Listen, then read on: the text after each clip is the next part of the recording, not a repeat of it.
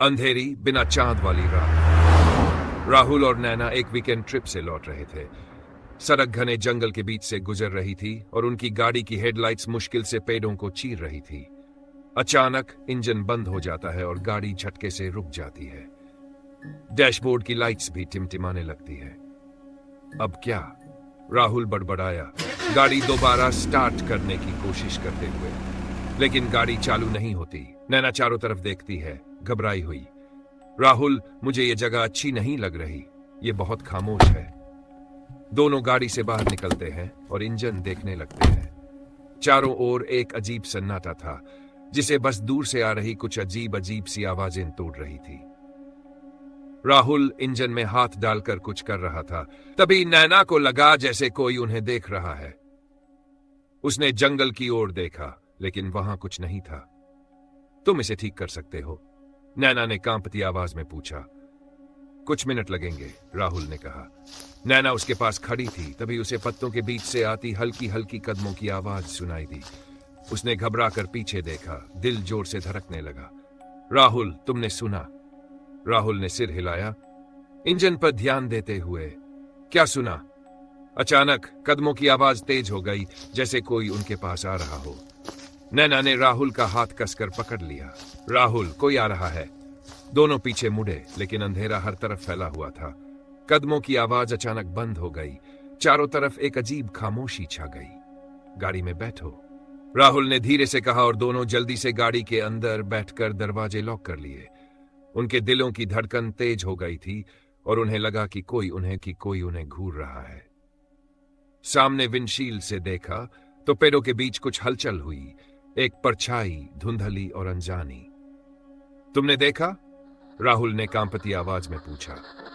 नैना कुछ कहने ही वाली थी कि तभी गाड़ी का रेडियो अचानक चलने लगा। स्टैटिक आवाजें भर गई और उसके बीच से एक टूटती फूटती आवाज आई, तुम नहीं जा सकते। राहुल ने फिर से गाड़ी स्टार्ट करने की कोशिश की। इंजन जोर से गुर्राया और गाड़ी चल पड़ी, लेकिन वो परछाई उनके पीछे पीछे भागने लगी, अब और करीब आ चुकी थी। नैना बुरी तरह घबराई हुई थी। राहुल, वो पास आ रही है। मैं जितनी तेज चला सकता हूं चला रहा हूं, पसीने से तरबतर। रास्ता लगातार घुमावदार हो रहा था, लेकिन वो जैसे फंसे हुए थे। हर मोड़ उन्हें वहीं ले आता जहां से उन्होंने शुरू किया था। नैना घबरा कर रोने लगी। राहुल, हम कहीं नहीं जा रहे, ये जगह हमें जाने नहीं दे रही। अचानक गाड़ी खुद ही रुक गई। इंजन बंद हो गया और हेडलाइट्स भी बुझ गई। चारों ओर घना अंधेरा छा गया। गाड़ी के अंदर का तापमान अचानक गिरने लगा, जैसे किसी ने उनकी सारी गर्मी चूस ली हो। राहुल, नैना ने हल्की आवाज में कहा, सामने की ओर देखते हुए। राहुल ने देखा और उसकी भी सांस रुक गई। गाड़ी के ठीक सामने वो परछाई खड़ी थी, अब पहले से ज्यादा ठोस और भयावह। उसकी मौजूदगी दम घोंटने वाली थी। रेडियो फिर से चालू हुआ। वही आवाज इस बार साफ सुनाई दी, तुम कभी अकेले नहीं थे। राहुल कुछ कर पाता, इससे पहले ही गाड़ी के दरवाजे अपने आप अनलॉक हो गए। नैना चीख पड़ी, दरवाजा बंद करने की कोशिश की, लेकिन दरवाजे धीरे धीरे खुलने लगे। राहुल नैना का हाथ पकड़ने की कोशिश करता है, लेकिन उसका हाथ नैना के आर पार निकल जाता है, जैसे वह धुंध बन रही हो। राहुल, मुझे बचाओ। नैना की आवाज दूर दूर तक गूंजने लगी। उसका शरीर धीरे धीरे धुएं में बदल गया। उसकी चीखती आंखें आखिरी चीज थीं जो राहुल ने देखी, फिर वह भी गायब हो गई। नैना, राहुल चीखा, गाड़ी से बाहर कूद पड़ा, लेकिन वह परछाई अब उसके ठीक बगल में थी। उसकी ठंडी मौत जैसी उपस्थिति राहुल को पंगु बना रही थी।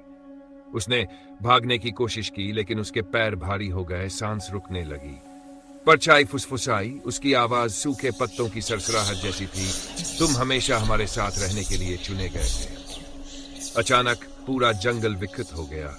पेड़ों में मुरझाए चेहरे दिखाई देने लगे, जिनकी आंखें राहुल को घूर रही थी। उनके मुंह बिना आवाज के चीख रहे थे। राहुल लड़खड़ाता हुआ पीछे हटता है, लेकिन परछाई उसे जकड़ लेती है। एक झटके में वो राहुल को अपने अंधकार में खींच लेती है। अंतिम आवाज रेडियो से आती है, तुम कभी यहां से जा नहीं सकते। कैमरा गाड़ी पर पैन करता है, जो अब पूरी तरह से जंगल में घिरी हुई है। खामोशी वापस छा जाती है।